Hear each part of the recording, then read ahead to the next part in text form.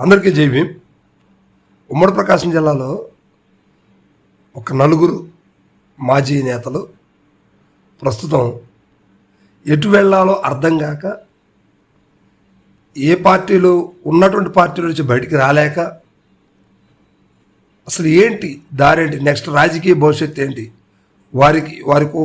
వారి పిల్లలు వారి భవిష్యత్తు ఏంటి, వారు ఎటు వెళ్ళాలి, మా రాజకీయ భవిష్యత్తు ఏంటి అని ప్రశ్నించుకుంటూ అలా సైలెంట్గా ఉండిపోతున్న పరిస్థితులు అయితే ఉమ్మడి ప్రకాశం జిల్లాలో ఒక నలుగురు నేతలు కనిపిస్తున్నాయి.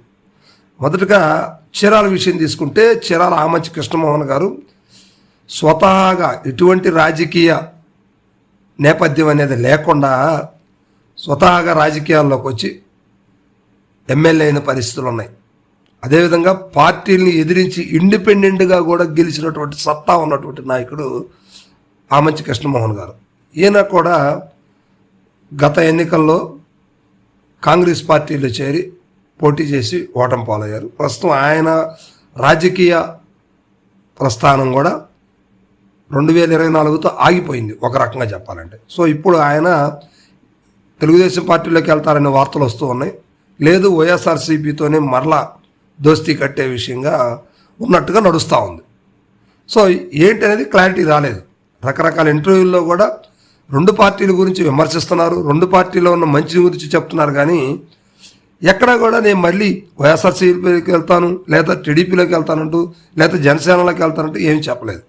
సో ఇక ఒంగోలు సిట్టింగ్ ఎమ్మెల్యేగా 5 సార్లు ఎమ్మెల్యేగా పనిచేసి 2 సార్లు మంత్రిగా చేసినటువంటి బాలినేని శ్రీనివాసరెడ్డి గారు కూడా వైఎస్ఆర్సీపీ నుంచి జనసేనలోకి వచ్చారు. జనసేనలోకి వచ్చిన తర్వాత ఆయన రాజకీయ ప్రస్థానం అనేది స్టాప్ అయిపోయింది.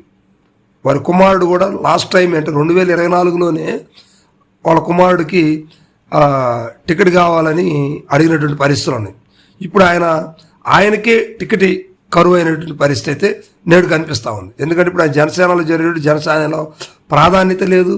ప్రస్తుతం ఈ రాజకీయ భవిష్యత్తు అగమ్యగోచరంగా కనిపిస్తూ ఉంది. ఇలాంటి పరిస్థితుల్లో ఆయనకే లేనప్పుడు ఇంకో వాళ్ళ కుమారుడికి రాజకీయ భవిష్యత్తు ఏముంటుంది అనేది ఇప్పుడు వారిని ప్రశ్నించుకున్న పరిస్థితి. నెక్స్ట్ ఏం జరుగుతుందా, మరలా వైఎస్ఆర్సీపీలోకి వస్తే ఎలా ఉంటుంది, లేకపోతే ఎలా ఉంటుంది, జనసేనలో ఉంటేనే ప్రాధాన్యత లేదు, వైఎస్ఆర్సీపీలోకి వస్తే మరలా ఆ ప్రాధాన్యత ఉంటుందా అని ఇప్పుడు ప్రశ్న. సో ఇక చూస్తే మాజీ మంత్రి సిద్ధారాఘవరావు గారు, ఈయన దర్శి నుంచి గతంలో నామినేటెడ్ పోస్టులు చేశారు, ఎమ్మెల్సీగా చేశారు. దర్శి నుంచి గెలిచి ఇదే కూటమి ప్రభుత్వంలో 2014 నుంచి 2019 వరకు లాంగ్ టైం మంత్రిగా చేసినటువంటి వ్యక్తి సిద్ధారాఘవరావు గారు. ఆయన కూడా వైఎస్ఆర్సీపీలో చేరారు. ఆ తర్వాత రాజకీయ జీవితం ప్రశ్నార్థకమని చెప్పుకోవచ్చు.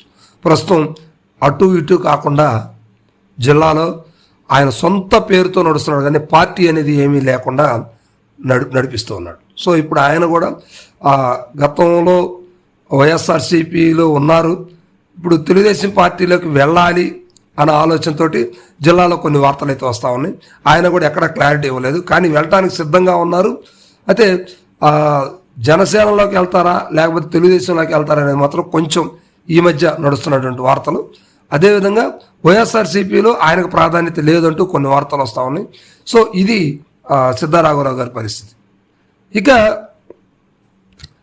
ఇక మానుగుంట మహేందర్ రెడ్డి, కందుకూరు నియోజకవర్గం. ఈయన కాంగ్రెస్ పార్టీలో మంత్రిగా చేశారు.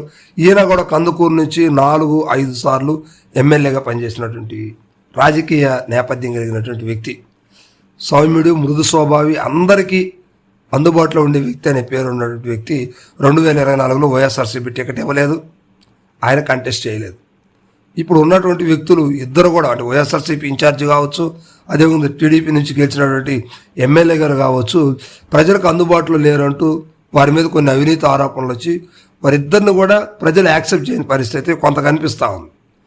మరి ఇలాంటి సమయంలో మహేందర్ రెడ్డి గారు ఎలాంటి నిర్ణయం తీసుకుని ఉన్నారు? ఈయన కూడా గత సంవత్సరం నుంచి, అంటే ఎన్నికల తర్వాత నుంచి తెలుగుదేశం పార్టీలోకి వెళ్తారనే వార్తలు అయితే వస్తూ ఉన్నాయి, లేదా వైఎస్ఆర్సీపీలోనే ప్రస్తుతం కొనసాగుతూ ఉన్నారు కనుక వైఎస్ఆర్సీపీలో ఉండి నెక్స్ట్ కంటెస్ట్ చేస్తారా ఏంటి అనేది మాత్రం ఇప్పుడు అక్కడ ప్రశ్నార్థకంగా మారింది.